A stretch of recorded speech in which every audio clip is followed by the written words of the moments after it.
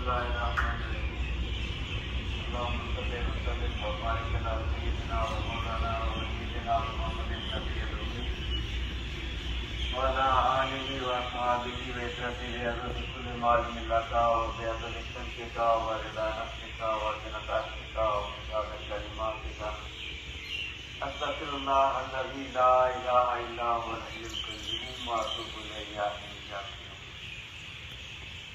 آج 13 ربیع الاول ہے۔ حضرت مخدوم علاء الدین علی احمد صابر کلی علی خسر و نزیز کا یوم عرس مبارک ماشاءاللہ۔ اسی حوالے سے سرکار کے مقالات حکمت پڑھنے اور سننے کی سعادت حاصل کرتے ہیں۔ ان مقالات حکمت کی ترتیب و ترتیب ہمارے پیر و مرشد حضرت ابو حنیف خسر و نزیز کی محبوب ترین سعیدہ و سائدہ مجد ثابتی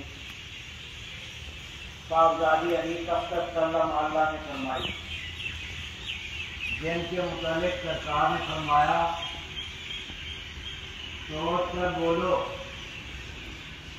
اس کا ادب میرا ادب، اس کی تعظیم میری تعظیم، اس کی تکریم میری تکریم، اس کی توہین میری توہین، اور اس کا گستاخ میرے فیض سے معلوم ہے، اور یہ ختم الکلام ہے۔ بسم اللہ الرحمن الرحیم۔ یوم عرس مبارک۔ یا رب ذوالجلال والاکرام، تیرا یہ رذیل و ذلیل و کمیل بندہ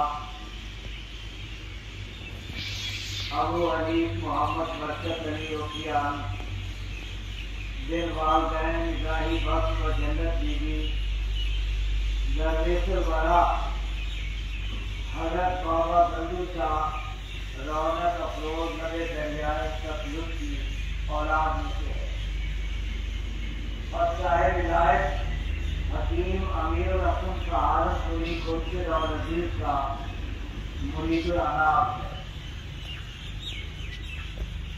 انہوں نے فرمایا تم صابر صاحب جاتے رہو، انہی کا علاقہ ہے، تم جانو وہ جانے۔ یا حی و یا قیوم یا ذا الجلال والاکرام، میں اپنے جملہ معاملات تیرے اور صرف تیرے حوالے کر کے تجھ ہی کو سونپ کر تیرے ذکر اور صرف تیرے ہی ذکر و فکر میں محبوب منہمک ہوتا ہوں۔ محویت ایک غیر خاموش ذکر ہے۔ محویت جب طاری ہو جاتی ہے، مقصود و مطلوب کے سوا کسی اور طرف کوئی اتفاق نہیں رہتا، مطلق نہیں رہتا۔ اعمال 3 ہیں، نمبر 1 عمل، نمبر 2 نہیں، نمبر 3 یاد۔ اور حضور اکرم صلی اللہ علیہ وسلم کی محبت ان سب کی جان ہے۔ یاد عمل ہے، غفلت نہیں۔ میرے آقا ابتدا صلی اللہ علیہ وسلم کی محبت کے خیال میں محو رہنا عمل، اور ماں سوا میں مشغولیت نہیں۔ ارے ان کے خیال میں رہنا کوئی معمولی بات ہے؟ محمود نے ایاز سے پوچھا یہ سلطنت کس کی ہے؟ اس نے کہا آپ کی۔ پھر پوچھا یہ فوج و سپاہ کس کی ہے؟ اس نے پھر وہی جواب دیا۔ پھر پوچھا یہ سب کچھ کس کا ہے؟ اس نے پھر وہی کہا۔ یہ سن کر محمود نے محبت بھری نگاہوں سے ایاز کی طرف دیکھا اور کہا یہ سب کچھ میرا ہے اور میں تیرا ہوں۔ حاکم کے حکم کی تعمیل کے ساتھ اگر غلام کے دل میں حاکم کی محبت بھی ہو تو ہر حاکم محمود اور ہر غلام ایاز ہے۔ محویت کا جو مقام میرے آقا، میرے دلبر، میرے جانی حضرت سیدنا مخدوم علاء الدین علی احمد صابر کلیائی قدس العزیز کو عنایت ہوا، نادر المثال اور قابل داد و تحسین ہے۔ آپ 12 سال کلیئر میں گلر کی شاخ کو تھامے محو جلدہ رہے۔ اللہ اللہ آدم کی اولاد کے ریکارڈ معاف کر دیں۔ کسی بھی تاریخ نے آج تک اس قسم کا کوئی واقعہ پیش نہیں کیا کہ کوئی تیری محبت کے نشے میں چور ہو کر بغیر کچھ کھائے پیے 12 سال کسی درخت کی شاخ کو تھامے کھڑا ہو۔ یہ اعلیٰ درجے کا نمونہ انہیں کو عنایت ہوا، مبارکاً مکرماً مشرفاً۔ منبع سر نبوت ہم ولایت حیدری، منبع سر نبوت ہم ولایت حیدری، آفتاب چشتیاں مخدوم صابر کلیری۔ حضرت مخدوم علاء الدین علی احمد صابر کلیری کو سر العزیز عالم ورد و محبت میں فرمایا کرتے، کعبہ خانم یا پیغمبر مصفت این یا خدا اصطلاح شوق بسیارت ومن دیوانہ۔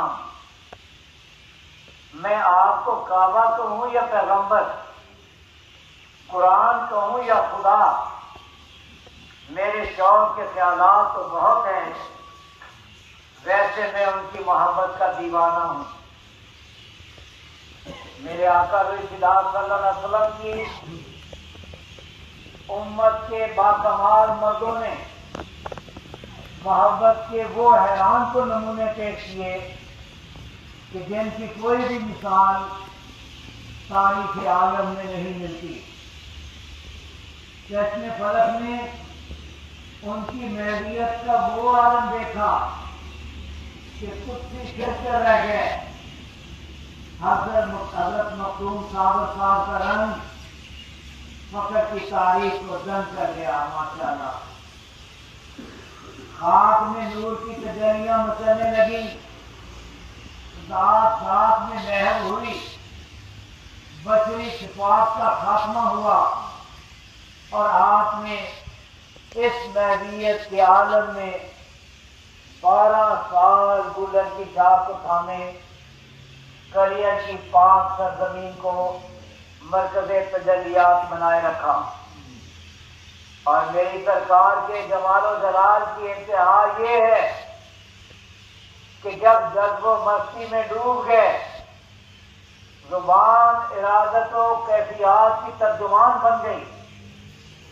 اس سے بڑھ کر جذب و مستی کا اور کیا عالم ہو سکتا ہے کہ آپ فرماتے ہیں امروز شاہ جہاں مہمان شدہ تمہارا، امروز شاہ جہاں مہمان شدہ تمہارا، جبریل با ملائک دربان شدہ تمہارا۔ کہ بادشاہوں کے بادشاہ میرے آقا و مولا حضور اقدس و اکمل صلی اللہ علیہ وسلم نے آج میرے جھونپڑے کو شرف میزبانی بخشا ہے، میرے گھر تشریف لائے ہیں، اور اس مہمان ذیشان کی تشریف آوری کوئی معمولی بات نہیں، عنایات کی انتہا اور کمالات کی معراج ہے۔ آج مجھے مقصود کل حاصل ہے، بادشاہوں کے بادشاہ میرے مہمان بنے ہوئے ہیں، اور اب اس سے آگے نہ کوئی منزل ہے نہ مقام، نہ خواہش نہ جستجو۔ فرماتے ہیں کہ آج میرے جھونپڑے کی، میرے گھر کی یہ شان ہے کہ جبریل امین ملائکہ مقربین کی مائیت میں اس چوکھٹ کی درباری کے فرائض ادا کر رہے ہیں۔ ماشاء اللہ، سبحان اللہ۔ اور یہ عطا و بخشش اور کمال و جلال کی انتہا ہے۔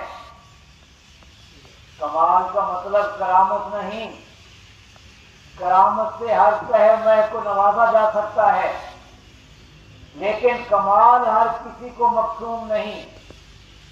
کمال یہ ہے کہ مقصود کل ہاتھ آ جائے۔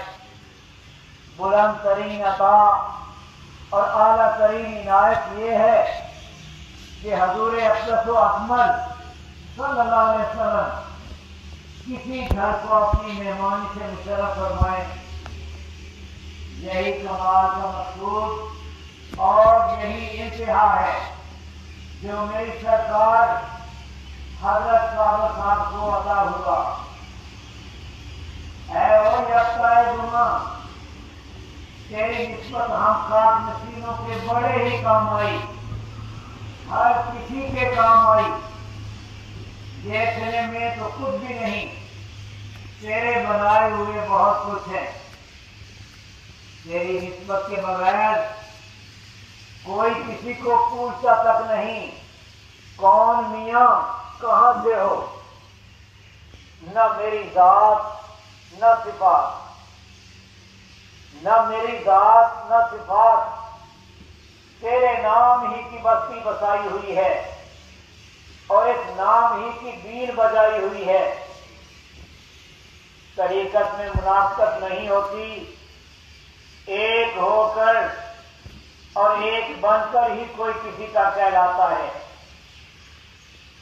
اگر بزم کلیر میں صابر نہ ہوتے، فنا و بقا کی حقیقت نہ کھلتی۔ کمال عالم کا اپنے جنازے کی نماز خود پڑھی۔ شمس نے عرض کی، حضرت لوگ مجھ سے پوچھیں گے کہ صاحب صاحب کی نماز جنازہ پڑھانے والا کون تھا، تو میں کیا جواب دوں گا؟ اس پر وہ مسکرائے، چہرہ انور سے نقاب سرکائی اور فرمایا، شمس تو مجھ سے دنیا میں فنا و بقا کے بارے میں پوچھا کرتا تھا، اس وقت میں تجھے کیا سمجھاتا اور کیسے سمجھاتا؟